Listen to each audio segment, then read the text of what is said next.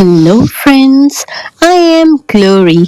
Today, I'm going to explain a very important topic that is filtration. Don't worry, it is very easy. So, let's get started. Materials required: we will need a funnel, a beaker, a filter paper, a flask, and some muddy water.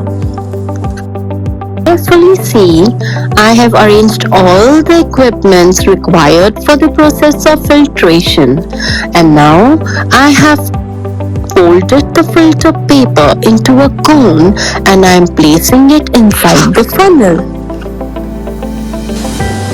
Dear children, you can see as I am pouring the muddy water into the funnel, only the clear water is able to pass through the filter paper and all the insoluble impurities are left behind in the filter paper.